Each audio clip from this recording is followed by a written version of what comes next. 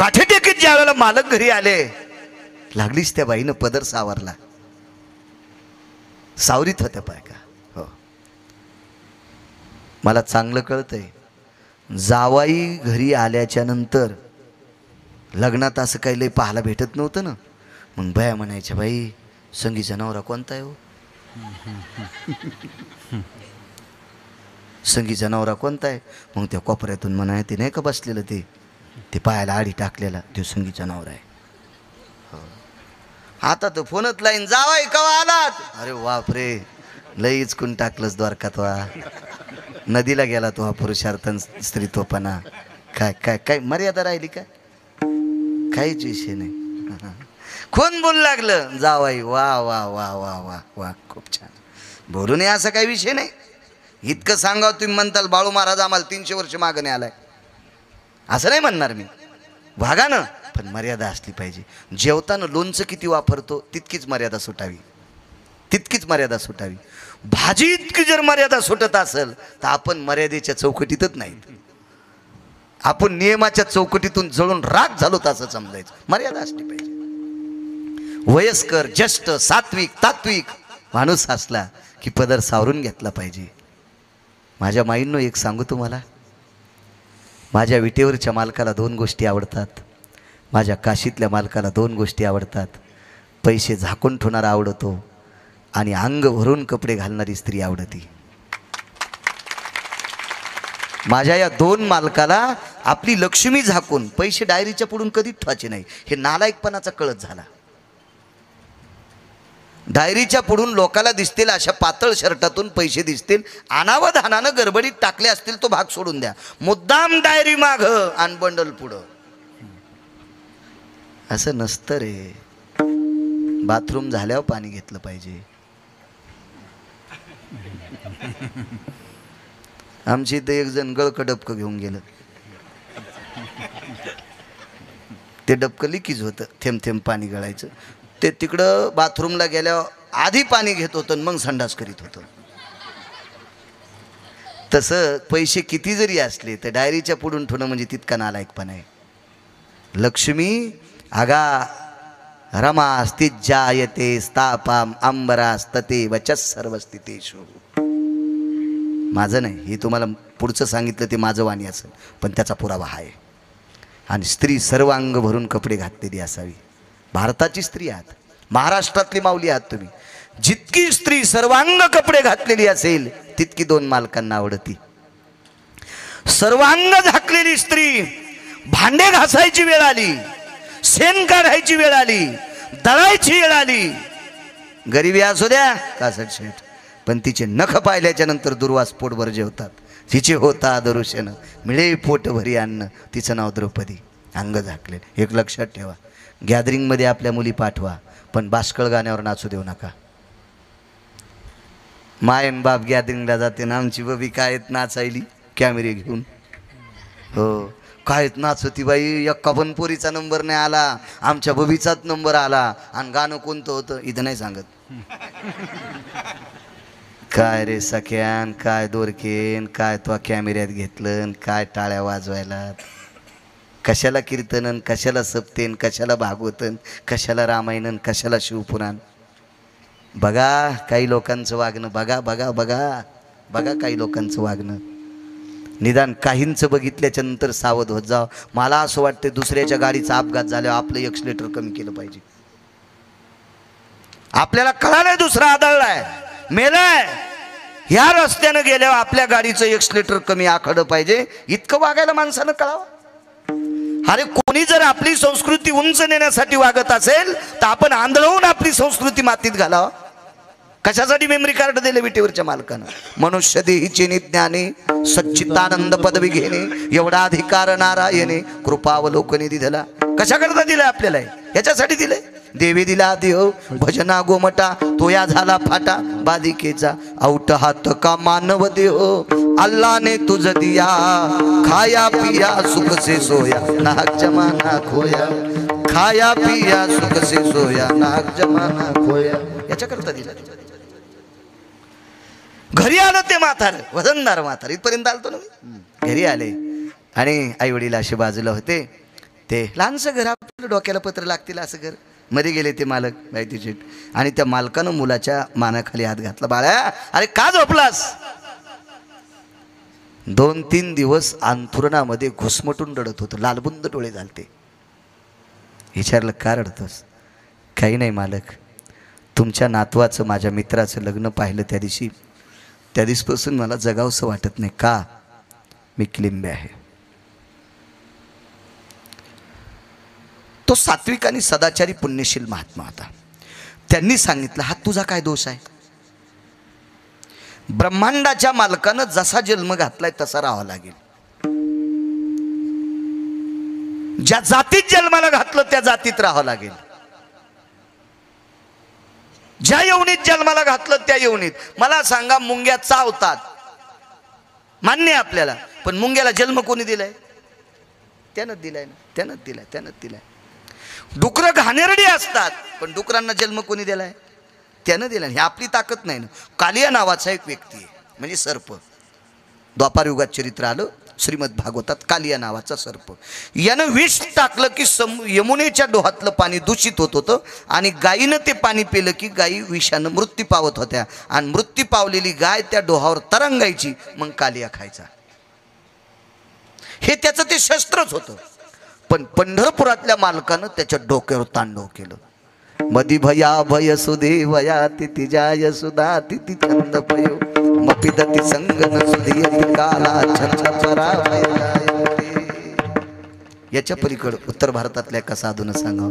तांडव गती मुंडन पर नाचत गिरिधारी, तांडव गती मुंडन पर नाचत गिरिधारी, बम बम बम बम बम बम बोले बलिहारी, बम बम बम बम बम बोले बलिहारी, तांडव गती मुंडन पर, तांडव गती मुंडन पर, तांडव गती मुंडन पर नाचत गिरिधारी, नाचत गिरिधारी, नाचत गिरिधारी. त्याच्या डोक्यावर तांडव केलं. तोंडातून विषाच्या गुरड्या आल्या. बायको म्हणली पडान पाय, हे छप मरायला टेकले म्हणले, पडान कृष्णाच्या. छप म्हणलं मरान, पण कृष्णाच्या नाही पाया पडायचं. रगील दोडका होता देऊन. आव पडान पाय, चुप म्हणे. ती बाई देवाच्या पाया पडली. म्हणले देवा वाचवा ना, तुझ्या देखता तू सांगायलीस ना, तूच सांगायली नाही. किती रगिले ते ऐकत नाही. हे काय का ना म्हणे, माझ्या कपाळावर चुकून खू वाचेल, माझ्या मालकाला नकान मारू. तर भगवान त्याला म्हणले का रे, तोंडातून रक्त यायलं तरी तू माझ्या पाया पडनस. म्हणला पडायचं कसं तुझ्या पाया? अरे तुरच हसार पाडेन ते. त्याला काय खरं ते आवाज आवन ते काय कळत असतंय? पशु काय पाप पुण्य जाणीती, उत्तम मध्यम भोग भोगीती. जनावर येते काय कळत असतं त्याला? मग काय काय काय पाया पडायचं म्हणे? नाही मूर्ख आहेस तू. कशाहून मी मूर्ख? नालायक. कशाहून मी नालायक? निर्दयी. मी कशाहून निर्दयी? अरे यमुनेच्या डोहात तू विष टाकतोस, त्याच्यामुळं गायी मरतात, वासरं मरतात. मग हे काय का, मला सापाच्या योनीला कोणी जन्माला घातलं? भगवान म्हणले मी. सापाला दात कोणी दिले? भगवान म्हणले मी. सापाच्या एका दातात विषाची पोकळी घातली कोणी? भगवान म्हणले मी. मग तेरा तुझको अर्पण, तेरा तुझको अर्पण क्या लागे मेरा. ओम जय जगदीश हरे, स्वामी जय जगदीश हरे, प्रभु जय जगदीश हरे, स्वामी जय जगदीश हरे. हे जुनं लोणचं आहे. म्हणून मला म्हणता आलं नाही तर सुरेश भाऊ मला गाता येत नाही, आहे की नाही गुरुजी? चांगले माणसं असले, स्वरात पक्वात लावला. आम्ही बोलतो त्या स्वरात, वक्ता बोलायला त्या स्वरात पक्वात लावला एका ठोक्यात की कीर्तन करायला सोपं जात असतं. जुना माणूस. विठाला विठाला विठाला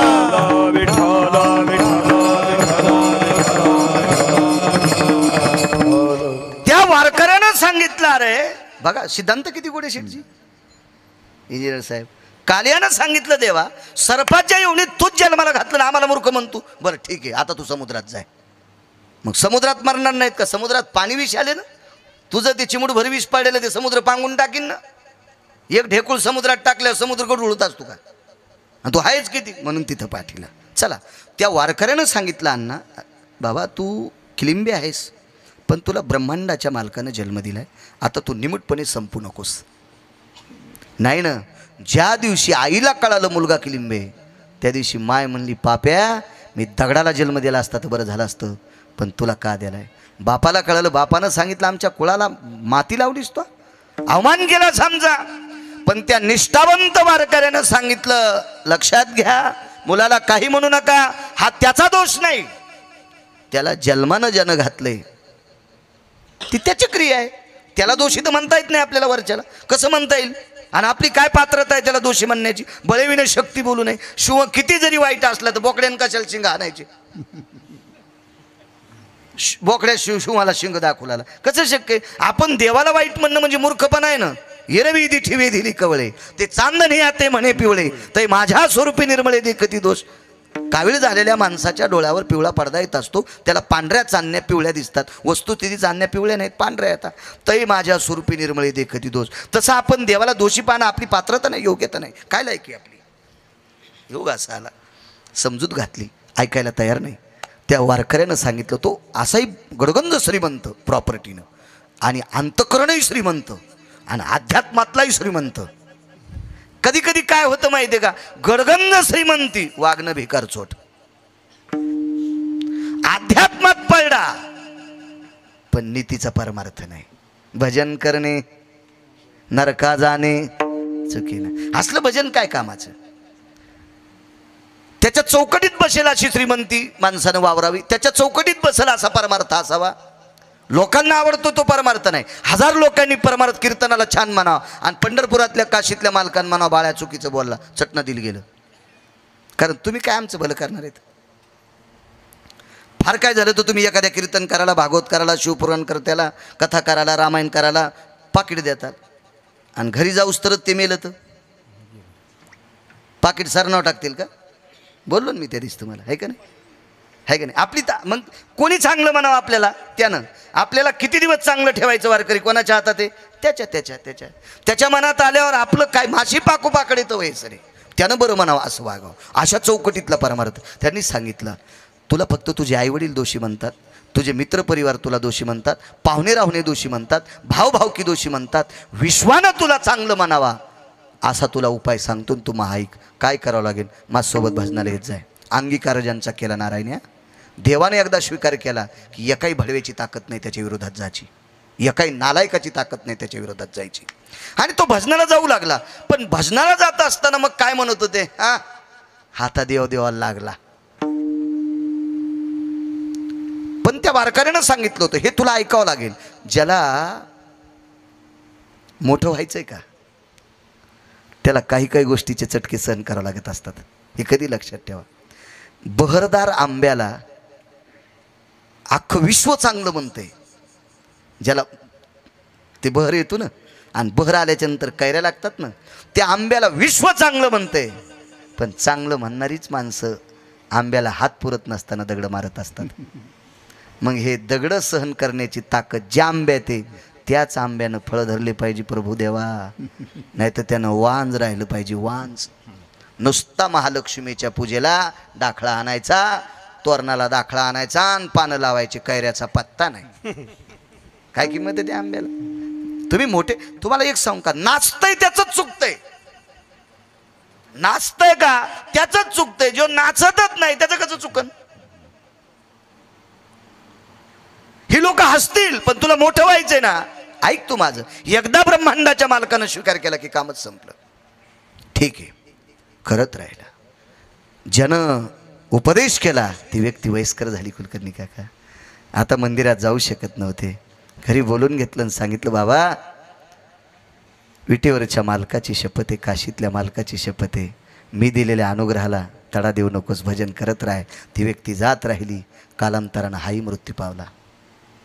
वैकुंठात जागा मिळाली. अनाथाच्या नाते घातला अभिमानी. वैकुंठात जागा.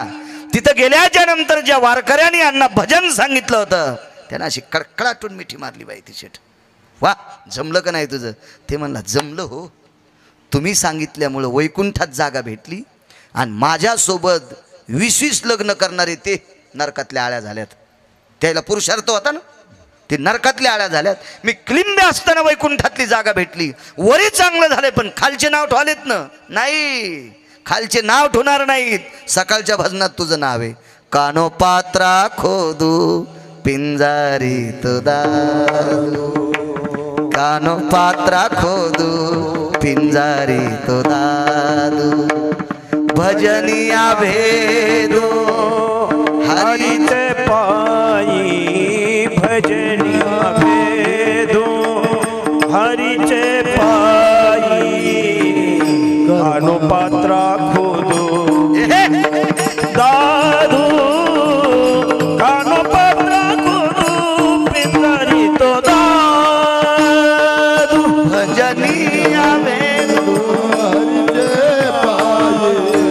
भजनिया भेदो हरीचे पायी, कानो पात्रा खोदू पिंजारीत दादू, कानो पात्रा खोदू पिंजारीत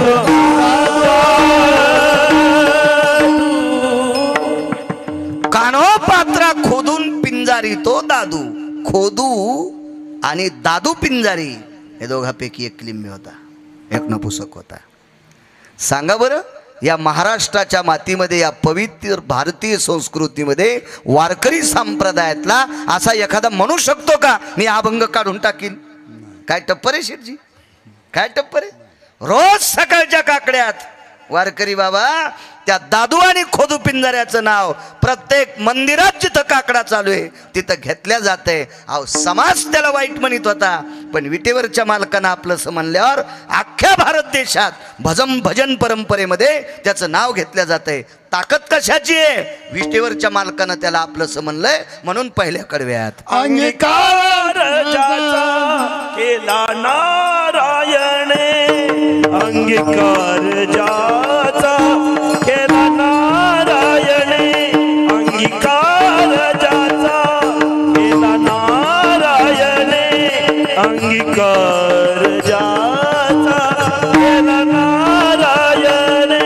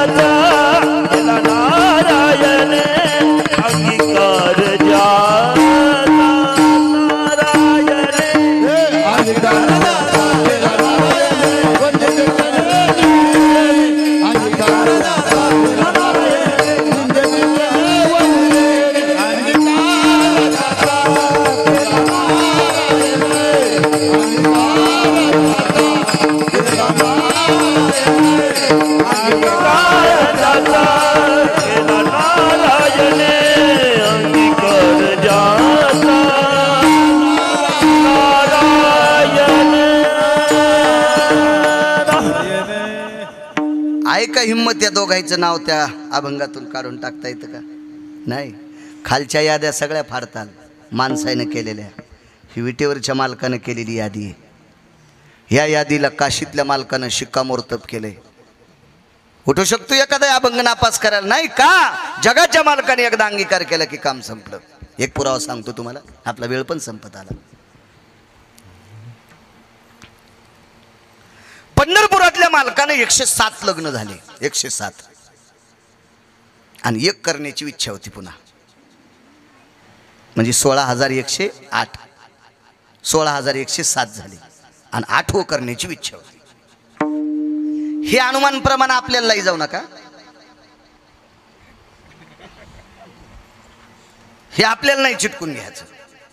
देवानं 16,108 केल्या ना, तो कशाला ताण घ्यायला? तो एकच केली ना, माय मेलेल्या वाघारावाने तू या गुडघ्याला गुडघे घासायलीत. है का नाही? हे आपली कोणाची बरोबरी आपण नाही करायची. चित्रकेतूने 1 कोटी केल्या. कुराण सांगते कोटी भार्या चित्रकेतू 18 शते गोपीचंदा 12 शते जनका 80 सहस्रराया लंकेशा 7 शते 3 दशरथा 7 शते 3 दशरथा 4 4 5 5 करणाऱ्याची काय सांगायची कथा. हे अधिकारी लोक आहेत ना, आपण कशाला डोकं लावायचं त्यांच्याशी. आई साहेबांचं दर्शन घेतलं देवकी मातेचा, अंगीकार ज्यांचा केला नारायण. शेवटचा पुरावा आहे का? देवानं स्वीकार केला की गुरुजी भीती नाही कोणाची, भीती नाही कोणाची.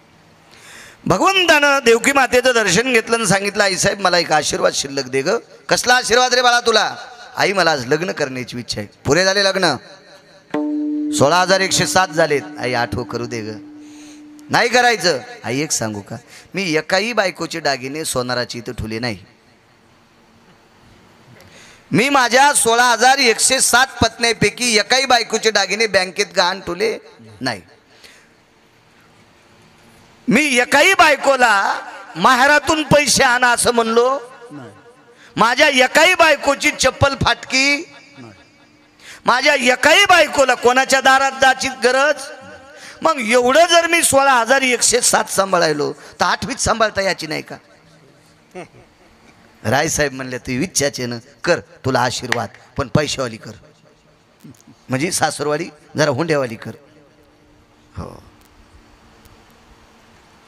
भगवान म्हणले काय हरकत नाही करतो. गेले मुलीच्या घरी आणि मुलीच्या घरी गेल्याच्या नंतर मुलीच्या वडिलांना म्हणले राम राम. काय राम राम, जय गोपाल, जय श्रीकृष्ण, काय काय असेल ते म्हटले असतील. म्हणले त्याच्या काळात ते काय असेल ते, काय राधेश्याम वगैरे काय म्हणले. राम राम म्हणले राम राम. कोण आपण? काय नाही मीच. बर काय आमच्याकडे? तुमच्या मुलीसोबत लग्न करायचं. होट ते पोरीस बाप आताच्या बापावानी होता. आताचे कसे पोरीचे बाप झालेत तसा होता तो. 5-6 वर्षापूर्वी पोरीचे बाप लय साधे होते. ह्यांना बघा एखाद्या पाहुण्याचं पोरगा असलं तर. भाऊ का काय एखाद्या पाहुण्याचं पोरगा असेल तर बघा असे बनित होते. आता पोरायचे बाप म्हणते. इतके वजनात आले पोरीचे बाप. बापा बापा बापा. पोरीच्या बापाकडे 10 एकर जमीन असावा. त्याला वाटते पोरग सुंदर असावा आणि पोराचा बाप मंत्री असावा. इतकं अपेक्षाचं घोडं आणि पलानीच्या पुढं. लय अपेक्षाच्या घोड्यावर पडलं की पलानीवर मुंडक्यावर घोडं आपटेलं वरचं आपटेलं. मर्यादा असल्या पाहिजे. चला जो तो काळ असतो. वजनात आले पोरीचे बाप तसा तोही मुलीचा बाप वजनात. कोण? मुलगी का? हट. तर ते भगवान होते पंढरपुरातले मालक द्वारकाधीश कृष्ण परमात्मा. म्हणले तुम्हाला मुलीचं लग्न करायचंय ना? हो. मग माझ्यासोबत लावायला काय हरकत आहे? मूर्ख आहे का म्हणे कोणासोबत पोरगी द्यायला?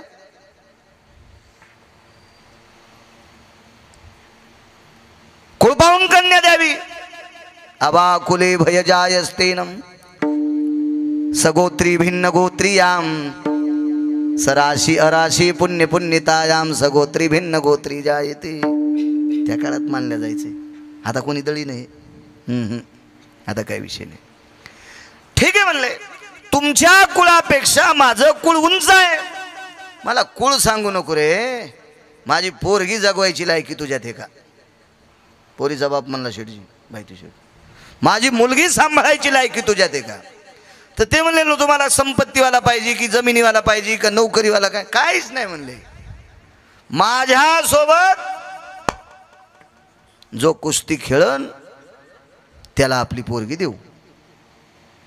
आणि पोरीच्या बापानं लंगुडबन बांधलं.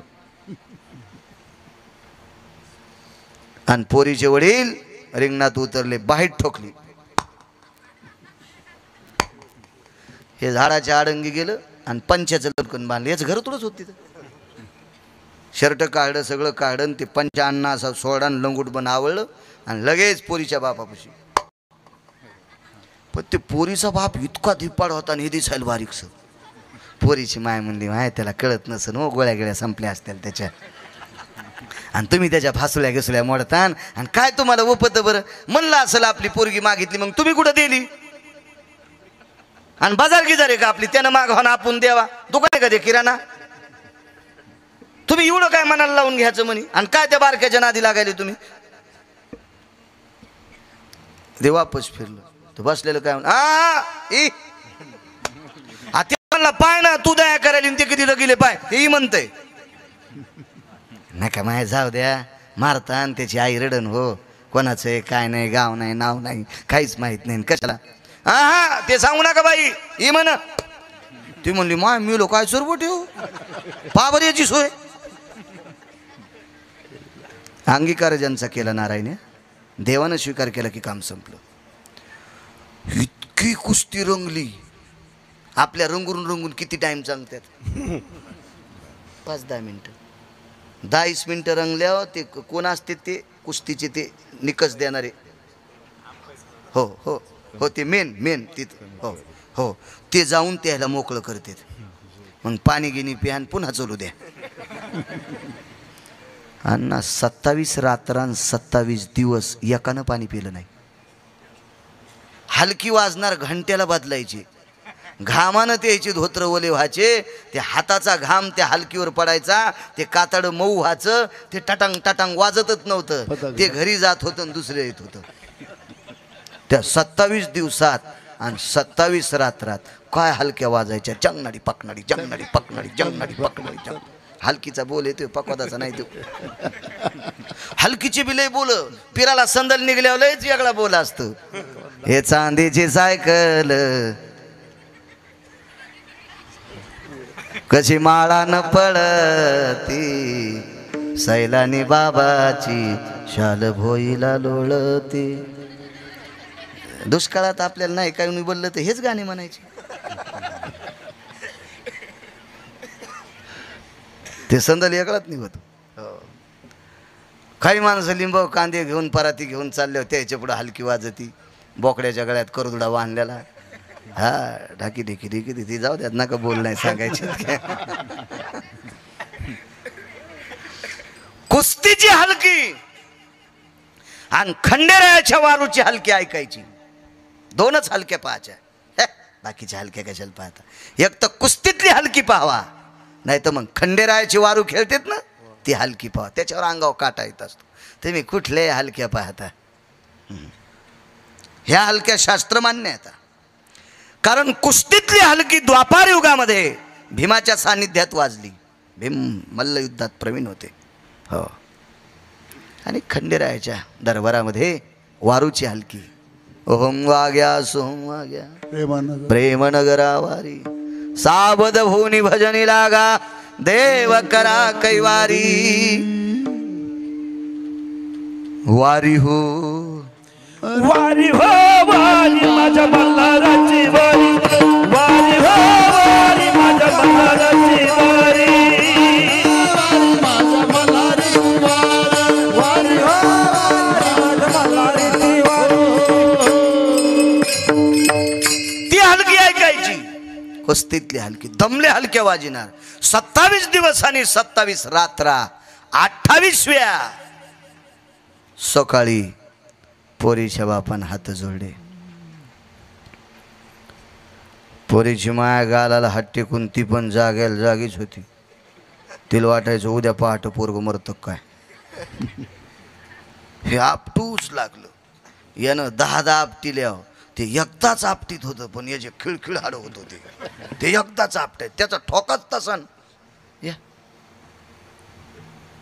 28व्या दिवशी सकाळी मुलीच्या बापानं हात जोडले. एकदाच पाया पडतो, कारण पोरगी द्यायची राहिली. पोरगी दिल्यावर तुम्ही माझे जावाईन, मी सासरा, तुम्हाला माया पडावं लागन, मी नाही तुमच्या पडणार. आणि देऊन टाकली पोरगी. तदेव लग्नं सुदिनं तदेव ताराबलं चंद्रबलं तदेव दैवबलं लाभस्तेषां जयस्तेषां उदस्तेषां पराजयम् एषा स्थितमिदभयसुधे स्थितं यत्मङ्गलां पारुषदं नवदाम्पत्यां सकलशुचिभयोनां सुमङ्गलानय जयतेनाम् आता सावध सावधान समयो साधा समीपी असे वाग्वादान करा फलार्ध घटिका संपूर्ण आली भरू. काय मंगलाष्टक होते हो, काय आनंद वाटायचा मंगलाष्टक काय कथान. आता ताई ग बाई ग सखाराम तात्याची बबी अंशीराम तात्याचा बब्या. मला वाटते असं मंगलाष्टक म्हणणाऱ्याला अशा जागेवर नेऊन टेका की 7-8 दिवस त्याला गाव नाही गावसावं. मग त्यानं तिथं म्हणा ताई ग बाई ग कवा भेटतीस पप्याची माय भाकरीचा पता नाही ग. चिमणा चिमणीचा खेळ आहे का आपला. लागलं लग्न पण कासट शेठ नवरी आसवली नव्हती. इतकेच नवरीच्या अंगाव आसोलीन नको इतीत आसोलीन. टीव्हीत बघा ना, अशी तर नाहीत पाहू शकत तुम्ही. टीव्हीत आसोलीन आणि तिच्यासोबत पंढरपुरातल्या मालकानं लग्न केलं. नवरीला घेऊन प्रभू निघाले. उमरा ओलांडला. तेवढ्या अवकाशात आईनं सांगितलं मालक काहीतरी देऊन टाका तिला. आवाज दिला जावाई थांबा. आणि खुंटीला अडकिलेला मणी होता तो मणी जावायच्या हातात देऊन टाकला. हुंडा म्हणून नाही, आंदन दे श्रीमंतक मणी अंदनी दे अंदनी श्रीमंतक मणी दे श्रीमंतक मणी रे अंदनी. म्हणून आंदन गिफ्ट देण्याची पद्धत होती, ठरून बोलून देण्याची पद्धत नव्हती. श्रीमंतक नावाचा मणी देऊन टाकला. तो मणी दिल्याच्या नंतर 21 क्विंटल 78 किलो 44 तोळे सोनं रोजचं देत होता ते मणी. कोण द्याला असं नाहीत का हुंडा जगात तरी आहे काय का सासरा. हो 26,666 तोळे 8 मासे याचा एक भार गुणिले 8 21 क्विंटल 78 किलो 44 तोळे 22.5 क्विंटल सोनं रोजचं देत होता मणी. आणि सासऱ्याने देऊन टाकला जावायला. घरी गेले, आईचं दर्शन घेतलं, वडिलाचं दर्शन घेतलं, आशीर्वाद द्याला. आईचं दर्शन घेतलं, देवानं आशीर्वाद द्याला. आणि सून पाया पडायली की आई मागं सरकली. कोण? देवकी माता. भगवान म्हणले पाया पडू दे ना. काय आणलं शेभूत. भगवान म्हणले तू म्हणली ना हुंडा लय मठान. मग काय द्याला हुंडा. 21 क्विंटल 78 किलो 44 तोळे सोनं. बाई हुंडा द्याला पण नवरी ओपन ना. मग हुंडा त्यासाठीच द्यावा लागतो ह्यो गर्दा सांभाळायला. पोरीचा बाप येडा आहे का इतका हुंडा द्यायला आणि तुला पोरगी सुंदर द्यायला. हा हे बघ गर्दा सांभाळण्यासाठीच ते हुंडा द्यायला आहे. मग तुम्हाला मुलगी कुलवान पाहिजे असेल, सासूला माईसारखा जीव लावणारी पाहिजे, सासऱ्याला लेकीसारखा जीव लावणारी पाहिजे असेल तर हुंडा नकून मागू सुंबळ्या. हा हुंडा पाहिजे, चढच पाहिजे. वाघावानी थोत्तर करतो सोयरिकीला गेल्यावर. आणि मग ती पोरगी बी गाईवानी दिसती पण खुऱ्याची नख करीती. सासऱ्यान जेवायला मांडला तिकडे जा, माझा आता वेळ नाही, माझा मेकअप आहे, तोपर्यंत हॉटेलला भजे खाऊन या. ते 80 दिवसाच्या तेलात तळलेले भजे खातं. आणि मग हिनं जेवायला वाढल्यावर नाही पोटच गच्च झालं. आता स्टोव पेटला तो या पोटात. तेव्हा कसा हुंडा घेतला तो. जाऊ दे, आपण किती बोमुलं ती प्रथा बंद होत नाही. त्या अंगाला चिटकून लागली नाही लोकांच्या, ती कशी बंद होईल. काय झालं माहिती आहे का, आता शासनाने नाव किती सुंदर दिलं एका शहराला, धाराशिव. एका शहराला छत्रपती संभाजीनगर नाव. किती सुंदर नाव आहे. पण कधी कधी ते पहिलं वळण येतो तोंडाला. 4-2 कीर्तनात आलो ते तोंडाला नाव. मी जीभ दाबली नंतर, पण काय फायदा, गेली ना हवा निघून. हो नाव किती सुंदर दिलंय छत्रपती संभाजी नगर. पण कधी कधी कीर्तनकार जरी आहे तरी पण ते पहिलं नाव येतंय. तर काय तर माहिती आहे का, ते वळण पडलेलं जिबेला. तसं हुंडा घ्यायचं तुमच्या अंगाला चिटकालेलंच आहे ते. आम्ही किती बोंबललं तर काय, आणि तो आम्ही बोंबलून काय, आमच्या पोराचं लग्न असले आम्ही बी वाघावणीत तोंड करतो. बोलणार आहे ना, अनुकरणात आणलं पाहिजे तर बोललं पाहिजे. बोले तैसा चाले त्याची वंदावी पाऊले.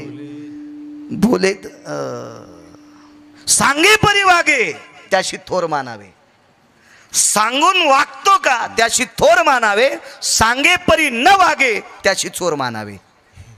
त्याला चोर म्हणायचं. आईला सांगितलं, आई काळजी करू नकोस, 21 क्विंटल 78 किलो 44 तोळे सोनं देणार म्हणे, काही काळजी करू नको. माझं काय नाही बाबा, पण तुझ्या बाकीच्या बायकांनी स्वीकारलं पाहिजे. त्या कोण न स्वीकारणार. आणि तसंच झालं.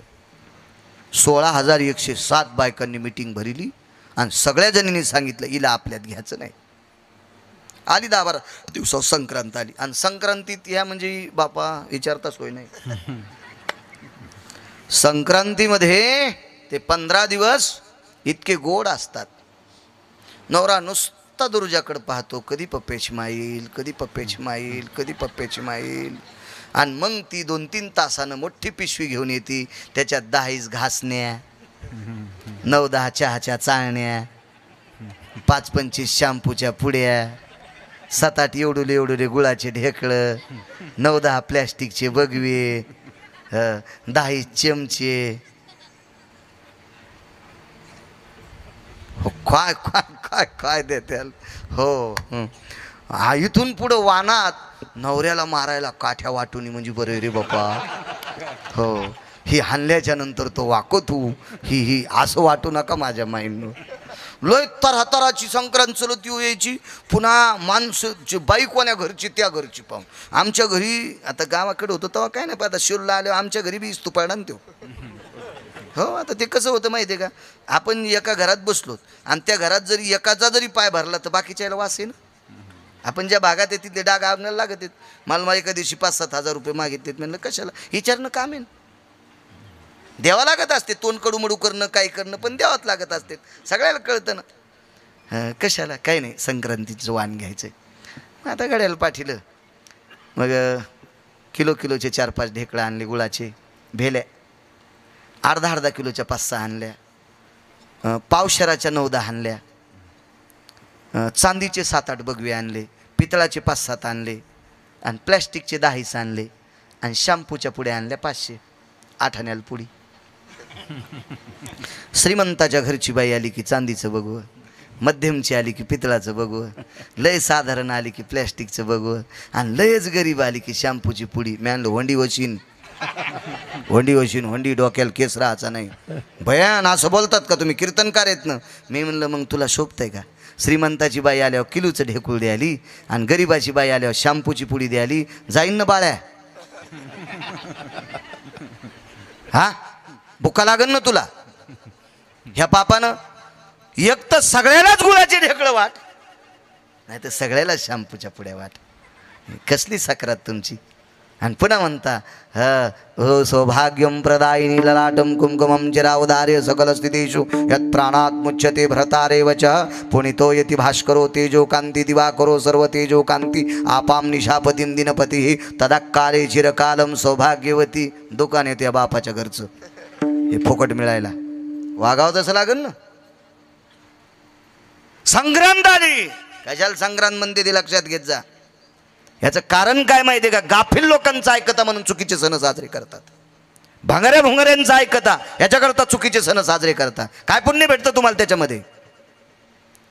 चहा गाळायच्या चाळण्या असल्या तर त्याच आणायच्या. आमदाराची बायको आली तरी तेच द्यायचं आणि तुमच्या नौकराची बायको आली तरी तेच द्यायचं. विटेवरच्या मालकाला आवडेल, विटेवरच्या मालकिनीला आवडेल, कैलासावरच्या मालकिनीला आवडेल आणि सत्यलोकातल्या मालकिनीला सावित्री आई साहेबाला आवडेल, पार्वती आई साहेबाला आवडेल, लक्ष्मी आई साहेबांना आवडेल. कशाला ते अपप्रभाव करतात. चुकीची गोष्ट आहे. असली कुठे सण असतात का. संक्रांतीच्या दिवशी वाण द्यायचं ठरलं, भोगविडा द्यायचं ठरलं, प्रत्येकीनं भोगविडा दिला नाही. त्या दिवशी लक्ष्मीचा भोगविडा तुळशीने घेतला नाही. भोगविडा फुटत होता. महर्षी सांदीपनींच्या पत्नी आमंत्रित केल्या. सांदीपनी कोणाला म्हणायचं, द्वापार युगातलं शिक्षण महर्षी, द्वापार युगातले शिक्षण महर्षी म्हणजे महर्षी सांदीपनी. का शिक्षण महर्षी?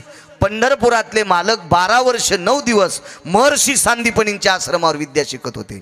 पंढरपुरातले मालक जगदानंद कंद जगतपती विष्णू परमात्मा देवा, विटी वैकुंठातले मालक विष्णू भगवान महर्षी सांदीपनींच्या आश्रमावर 12 वर्ष 9 दिवस विद्या शिकले. कोण महर्षी असतील ते? शिक्षण महर्षी बायती शेठ. आणि त्या शिक्षण महर्षींची पत्नी ती निवाडा निवडण्यासाठी आली. लक्ष्मीनं सांगितलं तुळस भोगविडा स्वीकारित नाही. तर त्यांनी सांगितलं तुमच्या हातानं तुळस भोगविडा स्वीकारित नाही याचा अर्थ तुमचा मालक ज्यांना मानतो त्यांना तुम्ही मानित नाही. कोण होता यांचा मालक? जगाचा मालक. ह्या मालकानं कोण स्वीकारली होती? जामवंती. आस्वलीन होती, जामवंती होती. लक्ष्मीनं सांगितलं मागच्या कालामध्ये आमच्या मालकांनी 16,107 आमच्यासोबत लग्न केले, पण एक परवाला एक आस्वलीन ऋष म्हणजे आस्वलीन तिच्याशी लग्न केले. महर्षी सांदीपनींच्या पत्नीनं सांगितलं लक्ष्मी ब्रह्मांडाच्या मालकानं तिचा स्वीकार केलाय, तुम्ही तिच्या विरोधात जाता कामा नये. म्हणून श्रीमद भागवतामध्ये लक्ष्मीपेक्षा सत्यभामेपेक्षा जास्त श्लोक जामवंतीचे आले. फक्त ती आमची लोक पाठ करत नाहीत, हे तुमचं दुर्भाग्य आहे. कारण यांना चांगला कथाकार आवडत नाही ना, यांना वह्याला येणार कथाकार आवडतो. इति श्रीमन महाभागवते पुराणे अजामेळ नावाचे ब्राह्मण होते बरं का. आणि काय त्या अजामेळाची कथा सांगावर का? तुला जशी येईन तशी सांग ना बाप्पा, का आम्हाला गोळ्या घालतो? आणि काय ते अजामेळ नावाचे ब्राह्मण होते बरं का. आणि काय त्यांच्या जीवनात एक काम चुकीचं घडलं बरं का. आणि काय त्या चुकीचा पश्चाताप झाला बरं का. पापाच्या राशी वाढल्या बरं का. आणि तात्काळ इन्व्हर्टरवर माईकवर चालू होतं आणि लागली लाईट आल्यामुळे इकडचं कुल्लर सुरू झालं आणि त्या वहीचं पान पलटलं. काय सुदामदेव नावाचे ब्राह्मण होते बरं का. अरे असं भागवत सांगितल्यावर पुढचे मरतीन रे सुमळ्या. कुठं आज्या मिळन कुठं सुदामदेव असं नको सांगू रे. चांगल्यांचं ऐक जा राजू, चांगल्यांचं ऐक जा, चांगल्यांचं ऐक जा. असो जास्त श्लोक जामवंतीचे आले याचं कारण वेगळं होतं. तिनं द्वापार युगामध्ये ब्रह्मांडाच्या मालकाला पाहिलं आणि त्या दिवशी बाई तिचे डोळे झाकले होते कासड शेठ. तिनं पुन्हा विचार केला याच्या व्यतिरिक्त कोणाला बघायचं नाही.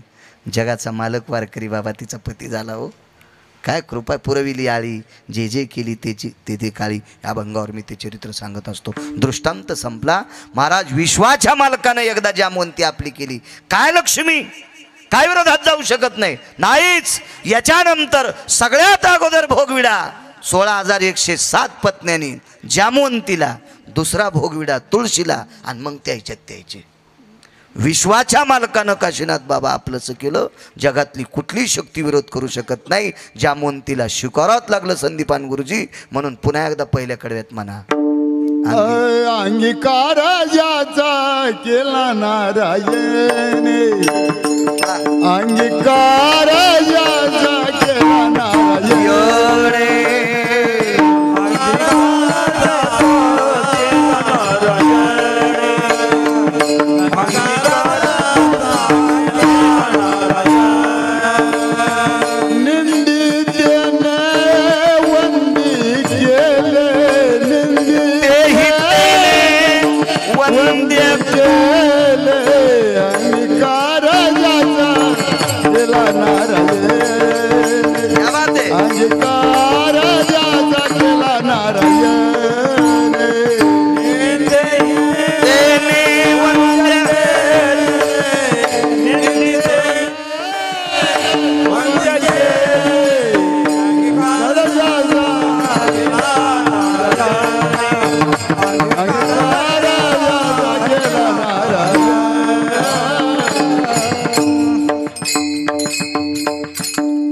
व्यवहार सिद्धांत असा आहे, एकदा मोठ्याने आपलंसं केलं की बारक्याने त्याच्या विरोधात जायचं नाही. हा नियम आहे. एक माहिती आहे का तुम्हाला? 1.5 लाखाचा शेवटचा, आता वेळ संपलाय बरं का, 5 मिनिटं घेतो आणि पूर्ण विराम करतो. मला पुन्हा सकाळी एक आहे, पुन्हा संध्याकाळी एक आहे. एक जण म्हणला इतके काऊन घेतो? हे माणसं अशी पुन्हा अशा काड्या करू देत ना. कोण म्हणलं तुम्हाला इतके कीर्तन घ्या म्हणलं, आगाऊच काम झालं. व्यवहार सिद्धांत असा आहे गुरुजी, वरच्या देवानं स्वीकारल्याच्या नंतर खालचे टपरे विरोधात जाऊ शकत नाहीत, आणि गेले तरी काही फायदा नाही. एक सोपा मुद्दा सांगतो. 1.5 लाखाचा हळीहून बैल जोड आणला मी, बैलाचा जोड हळीहून. तेव्हा काही गोष्टी केल्यानं अशा मुसमुशीत केल्या पाहिजे. हो, नाही तर जमीन 80 एकर आणि पोळ्याच्या दिवशी 2 बैलात एकच शिंग, एकच शिंग, आणि 2 बैलात शेपूट एकच, म्हणजे एकाला शेपूट नव्हती उंदरी लागल्यामुळं, आणि शिंग एकच, आणि जमीन 150 एकर. आणि या आपला पोळा पाहला, तो हा पोळा छेन काय, तो हा पोळा दाखवितो सुंबळ्या हो. हा, तिफणीला कळव्याचा मेळ नाही, तो हा पोळा दाखवितो. वजनदार कारभार. 1.5 लाखाचा जोड आणला. मकात उभ्या मकात सोडिता अण्णा नाही, उभ्या ज्वारीत सोडिता नाही, उभ्या कापसात सोडिता नाही. का? त्या 1.5 लाखाच्या बैल जोडीचा कोणी स्वीकार केलाय? तुमच्या मायासारख्या मालकानं. साधा बैल हो, महादेवाला सोडा नंदी म्हणून. साधा बैल हो, देवीला सोडा नंदी म्हणून. कुठले कंस खातो वारकरी बाबा? आकड्याचेच, डांब्यातलेच कंस आणतो तो, डांब्यातलेच. कशामुळं? ते देवाला सोडायला आहे. 1.5 लाखाला बैल हो, तिफणीला हाणला, मळणीला कुठं धरला माहिती का? मेडी पैशी नाही, शेल्याला. ज्यांच्या पॅन्टीवाल्याला काय कळत नसते शेला आणि मेड, तुम्हाला काय कळणार आहे? मेडी पशी धरणाऱ्या बैलाच्या 2-3 पावलात येडा येतो, त्याचा पिना पडवतो, कडीच्या बैलाचा पिना पडवतो, त्याचा पिना पिना पडवतो. अजून एक सांगू का तुम्हाला? चांगले बैल चावरीला. पण एक सांगू का, चांगले बैल कधी बी मेडीच्या जवळ ते हिंजाडे हानीत नाहीत मेडीला अण्णा. आणि हे कुचर बैल असतात का, ते मेडी पशी धरले की हिंजाडा हाणू हाणूच मेड उपटीत. पिपळगावचे अण्णा आहेत नाही तर हिंजाडा हाणू हाणूच ते मेड उपटीत. म्हणून ते शेल्याला धरायचे. हो, 3 तासात 2 टोपलं शेण टाकते.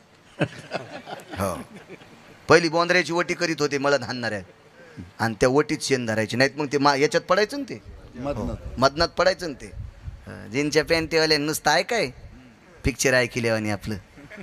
तुम्हाला काय माहिती जुनं ते मदन कशाला म्हणायचे, काय काय तो काळच वेगळा होता. टिव्हा कशाला म्हणायचं, हातनी कशाला म्हणायचं, लय नाविन्य होतं त्या काळातलं. पुन्हा त्या सांजा करायचे हो, काय त्या सांजा असायच्या, उंदराच्या कानावानी चमचा तुपाला. सतू पाटील, उंदराच्या कानावानी चमचा आहे का नाही बघू महाराज? हो दा ते गिरगावचं पिल्लू आहे, ते म्हणले दाबनान तूप वाढायचं, ते वाया जाणारच नाही ना. आता मी इतका रगील म्हणले, ते किती रगील असतील याचा विचार करा. उंदराच्या कानावानी चमचा इतकंच तूप गुळजारसा का असायचा. काय त्या सांजा खायचे माणसं, मदन घोळून पाकडायचे, त्याच्या सांदा करायच्या. मजाच वेगळी होती, मजा मजा. आता कशातच मजा नाही. कवटाव आणि गुलाबजामुन नुसत्या खव्याचे, पण तसेच पात्राव, तसेच पात्राव. एवढा बुंदीचा लाडू. आठवलं म्हणून सांगतोय, आठवलं म्हणून सांगतोय. देवाला सोडायला बैल अंगीकार केला, हिंमत नाही, मारीत नाहीत लोक. दारात गेल्या बाया हळदी कुंकू देतात, त्याच्या तुकडा देतात दारात नंदी आल्यावर. देवानं अंगीकार केला. पण एक आठवलं म्हणून सांगतो, 2 मिनटं तुमचा वेळ घेतोय. लग्नामध्ये ज्या गुलाबजामुनना 40 रुपये एका प्लेटला मोजावं लागते, त्या 2-2, 3-3 प्लेटीचे गुलाबजामुन एका एका पंक्तीत 20-20 प्लेटीचे डस्टबिनमध्ये टाकल्या चाललेत. ज्या बुंदीच्या लाडूला 20 रुपये मोजावं लागते, असे कितीतरी 100-200 लाडू डस्टबिनमध्ये टाकायलेत. पोळ्याच्या कोरा असतील, काही असेल, भाजी असेल, याचा परिणाम 50 साली भोगावं लागेल. बाळ्या 50पर्यंत जिवंत असेल का नसेल, मी काही बॉन्ड करून आलेलो नाही. तुमचाही नाही, माझा पण बॉन्ड नाही. माशी पाखू पाखडे तवहे सरे. पण 2050 साल गुरुजी इतकं घातक येणारे. मी शास्त्रज्ञ नाही, मी फार मोठा साधू नाही, मी संत नाही, मी यती नाही, मी योगी नाही, मी जपी नाही, मी तपी नाही, मी देव नाही, मी तुमच्यातला एक सामान्य बाळू आहे. पण मला वाचनाचा छंद आहे, व्यासंग आहे वाचनाचा. 2050 अन्नाचा दुष्काळ येणार आहे. बापरे. कधी कधी बंडलं मिळतील, कधी कधी सोन्याचे बिस्किटं देतील, पण भाकरी मिळणार नाही.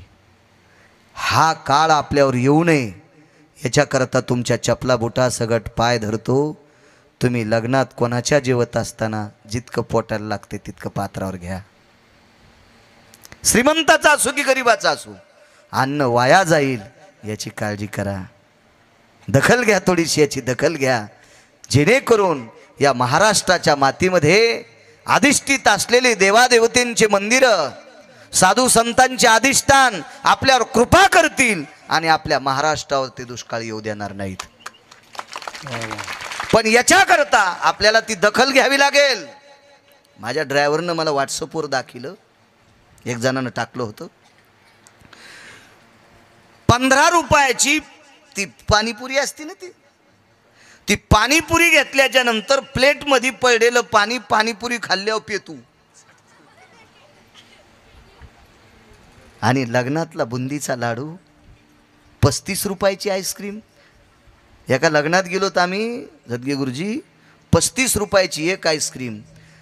बड्या बड्या लोकायला, मी असेल, अण्णा असतील, असड शेठ असतील, बाहिती शेठ असतील, कुलकर्णी काका असतील, मामा असतील, सतू भाऊ असतील.